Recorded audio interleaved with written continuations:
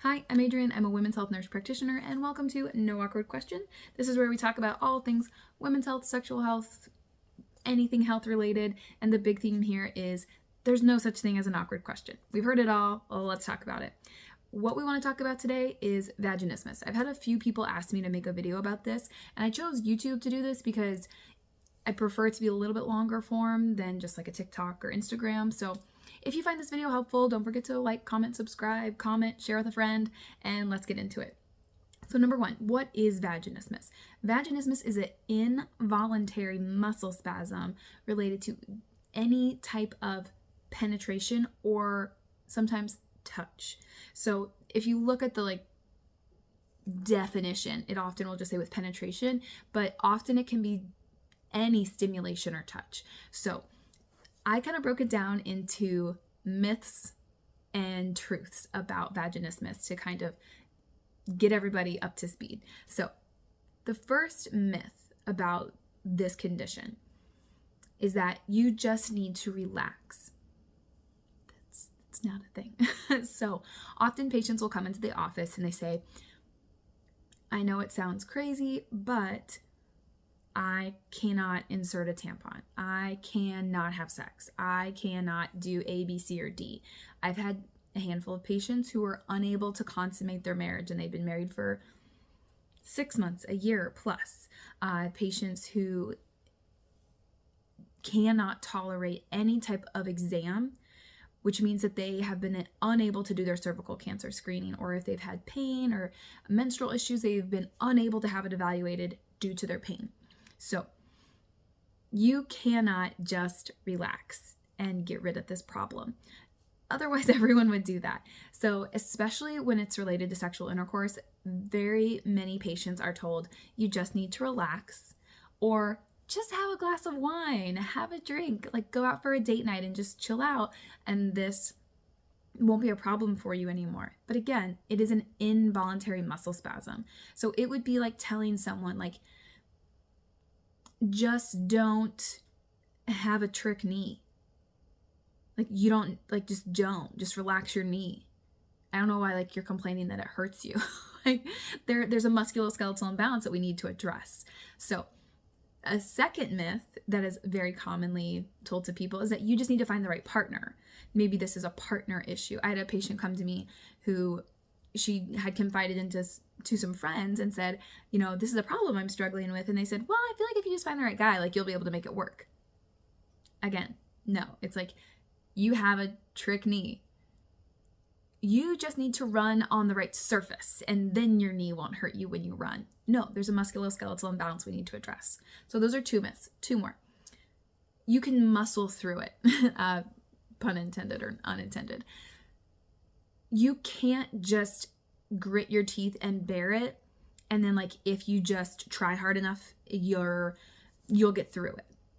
Number one, you shouldn't have to do that. Number two, I've had patients who have so much pain that they tried to insert a tampon and passed out on their bathroom floor. Patients where it is physically impossible to insert anything, because if you are a type of patient like this, or you're a healthcare provider, you've been able to see this happen where you start to do any type of exam and those muscles tense up so much that it causes a wall. It is an impenetrable wall. That's it. So there's no just okay, if I just really keep trying to insert a tampon, it'll figure itself out. Or I just need to keep trying to have sex no matter how much it hurts. And once it's not exposure therapy. That's how people treat it, exposure therapy. If you just keep doing it, it'll get better. Not necessarily. You can also develop a fear pain response, which can cause more musculoskeletal issues. So let's say I have this pain, and then I'm just going to keep trying to insert a tampon because that's what I want to be able to do. And I keep trying and it keeps hurting. I'm going to guard against that pain and tense my muscles in different ways. So then it hurts more and I fear the pain more and I tense more. It's this constant vicious cycle. So you can't muscle through it. Lastly, that it's only related to trauma. It's not necessarily. Vaginismus can be a byproduct of trauma. Someone's been abused, someone's been assaulted, someone has had a very significant medical trauma history, all of those things could cause your body to have this musculoskeletal response. But I have many patients who are like, before you say anything, no one has ever hurt me. So this makes no sense to me. Why is my body doing this? Because it's not in response to anything. This is just me at my baseline.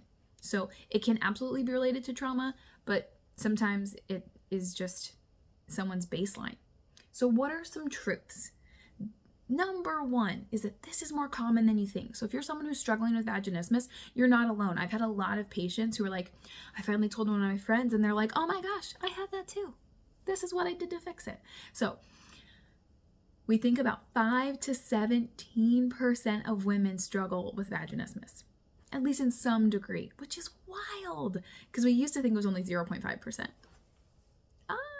Terrible. So you're not alone. This is more common than you think, so we're getting better at treating it. So another truth, it's treatable in an office setting or at home. So office setting typically means pelvic floor physical therapy.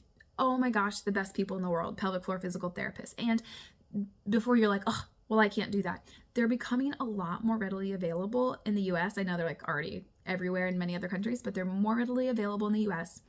A lot of insurance can cover it. I won't even get into insurance stuff. That's a whole other thing. And then the other thing is that now with the beauty of telehealth, there are even some telehealth or virtual pelvic floor physical therapists. So if you don't have one in your area, there are some potential options. And I know there are barriers for everyone, but there are potential options at least.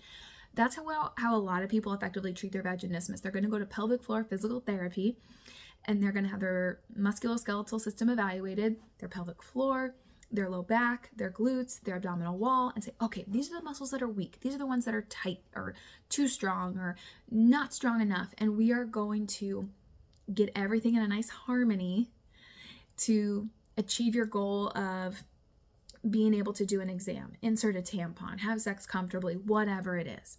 So pelvic floor physical therapy. If you're going to your healthcare provider to talk about your vaginismus, you should ask for a referral and resources for pelvic floor physical therapy. 10 out of 10. Now, I have had some patients who actually treated at home with varying degrees of success. I had a patient who, she said, I'm too intimidated to go to pelvic floor physical therapy. I can't do that. I need to get to a point where I'm more comfortable and then I'll do it. This patient and many others like her used dilators at home. So you can actually buy a set of dilators, and your pelvic floor physical therapist could talk to you about this too, but you could buy a set of dilators that you can work with at home. In broad sweeping generalizations, you should probably have some instruction on them first, but it is something that you can treat at home with dilators typically. If you have a partner, that is a great thing to get them involved with, to say, okay, I may struggle with this. I want your help. You need them to be an encouraging part of this, because if they're just like, oh, I want you to deal with this, it's hard to do it by yourself. It's hard to do it alone. I've had even some patients who are like, I can't bring myself to insert the dilator myself. So their partner helps them. So your partner should be on board and could help you at home if you don't have access to a pelvic floor physical therapist, or you want to try dilators at home first. Lastly, I have had a lot of success. It's not perfect, but a lot of success with vaginismus patients having the ability to complete their cervical cancer screening or have some type of vaginal evaluation with a pediatric speculum. So just remember that word, like pelvic floor physical therapy, dilators, pediatric speculum.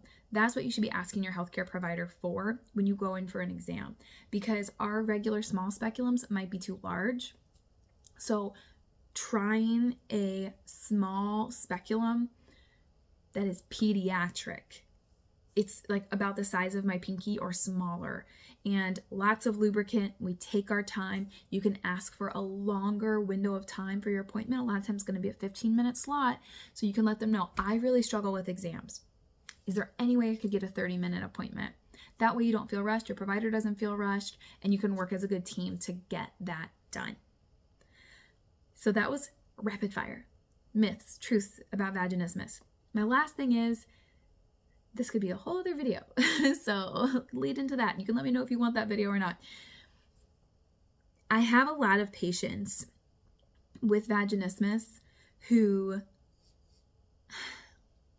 come from high demand religions or from a very strong history of purity culture. And they are able to verbalize the fact that they don't have a good relationship with their body, especially their female and reproductive health, because of that. So I have some problems with the purity culture movement. I grew up in it. I participated in it as a teenager, and I have lots of opinions, only opinions, but I do see that trend. I might make a video on that. Let me know if you want to hear my opinions on that or not. And let me know if you have comments, questions, concerns about vaginismus, about any other awkward question. You can always send me an email. Don't forget to like, comment, and subscribe. And don't forget, there is no such thing as an awkward question.